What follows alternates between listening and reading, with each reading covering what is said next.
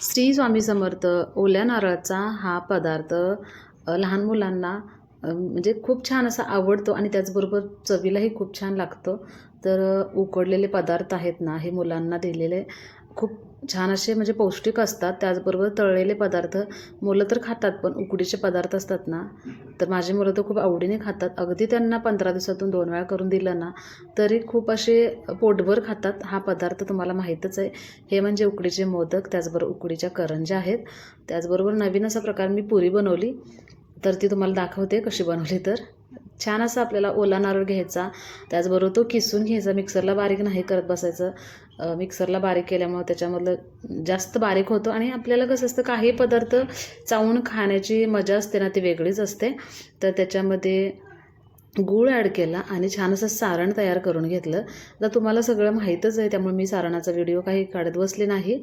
तर पाहू शकता मी एक गोळा लाटून घेतला. म्हणजे गव्हाचं जे पीठ आहे ना, ते मळताना नेहमी एक गोष्ट लक्षात ठेवा, ते पातळ नाही मळायचं. जेव्हा आपण उकडीचा पदार्थ बनवणार असतो त्यावेळेस आपलं जे गव्हाचं पीठ असतं ना, ते थोडं घट्टच मळायचं. म्हणजे कडक असतं ना, त्या पद्धतीने थोडंसं म्हणजे कठीणच मळायचं. असं एकदम पातळ सैलसर असतं ना, तसं नाही मळायचं.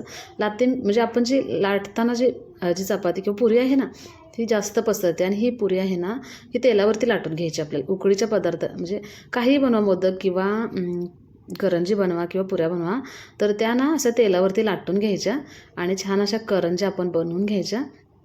आता तुम्हाला सगळ्यांना माहीतच आहे करंज्या कशा बनवायच्या, त्यामुळे मी सगळं काही सविस्तर दाखवत नाही. तरीही एक करंजी तुम्हाला दाखवली. छान अशी मुरड घातलेली आहे साईडून. कटसुद्धा करू शकतो, मुरड घालू शकतो, आपल्या आवडीनुसार आपण करू शकतो. त्याचबरोबर मी आता मोदक करून दाखवते. तर मोदक करताना एक गोष्ट नेहमी लक्षात ठेवा, ही जी पुरी आहे ना, ती लाटताना मध्यभागी जाड ठेवायची आणि साईडून पातळ लाटायची. यानं काय होतं, आपला मोदक आहे ना, तो वरच्या साईडला जिथे आपण पाकळ्या तयार करतो ना, तिथे जास्त पीठ कच्चपणा राहतो ना उकडताना, त्यासाठी ते जास्त म्हणजे कच्चं पीठ राहिलं तर वरती मुलं खात नाहीत. खालचा जो भाग असतो ना सारणाचा, तेवढा खातात आणि वरचं फेकून देतात. तर यासाठी ही टिप्स नक्की फॉलो करा. खालच्या तळभाग असतो ना, म्हणजे जिथं बघू शकता सारण ठेवले, तो जो भाग आहे तो जाड ठेवायचा आणि पातळ कडा आहेत ना, त्या पूर्ण पातळ लाटून घ्यायच्या. आणि आता पाहू शकता एक एक प्लेट्स मी कशी छान अशी जोडून घेतली. आता गव्हाचं पीठ चिकट असतं तुम्हाला माहीतच आहे, तर ह्याच्या छान अशा प्लेट्स किंवा पाकळ्या पडतात. त्याला अजिबात काही प्रॉब्लेम येत नाही. तांदळाचं जेव्हा आपण उकडीचे मोदक बनवतो ना, तेव्हा खूप असं पीठ व्यवस्थित म्हणजे आपण उकडून घेतो ना, तर ते छान असं उकडायला लागतं, तरच आपल्या पाकळ्या तयार होतात. तर ह्या गव्हाच्या पिठाच्या मोदक किंवा करंज्या आहेत ना, एकदम छान परफेक्ट तयार होतात, अजिबात चुकत नाहीत. तर खूप सुंदर अशा पाकळ्या पडलेल्या आहेत आपल्या मोदकाला.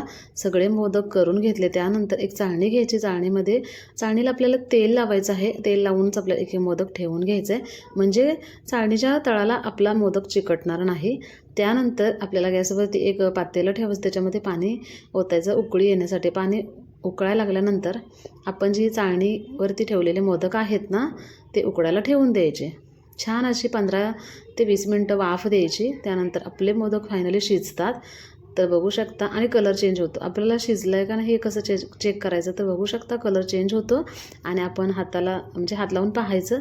आपल्या हाताला पीठ जर चिकट असेल म्हणजे लागलं, तर समजायचं कच्चं आहे. आणि बघू शकता अजिबात पीठ चिकटत नाही, याचा अर्थ आपले मोदक उकडलेले आहेत.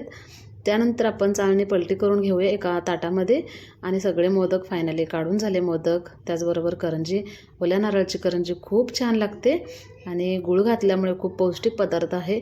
आणि लहान मुलांना तर हा पदार्थ नक्कीच आवर्जून दिला पाहिजे, तर त्यांना लहानपणापासून आवड होईल. तळलेले पदार्थ एकदा त्यांना खायला दिले तर त्यांना तीच सवय राहते.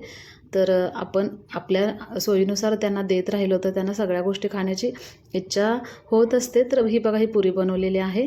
त्याचबरोबर अजून एक पुरी बनवली. एक खाली छान पुरी बनवली, त्याच्यामध्ये सारण भरलं आणि वरून एक पुरी टाकली आणि छान अशी मुरड करून ती एक पुरी बनवली. तर फायनली आपले मोदक करंज्या तयार झालेल्या आहेत. तर हा उकडीचा पदार्थ कसा वाटला तुम्हाला कमेंट करून नक्की सांगा. आणि आवडला असेल, जर माझा व्हिडिओ थोडासा जरी आवडला असेल तर एक लाईक करायला अजिबात विसरू नका. असे छान छान व्हिडिओ पाहण्यासाठी आपल्या चॅनलवर जर तुम्ही नवीन असाल तर सबस्क्राईब करा आणि आपला व्हिडिओ जास्तीत जास्त शेअर करा. व्हिडिओ पूर्ण पाहिल्याबद्दल मनापासून खूप खूप आभारी आहे. धन्यवाद.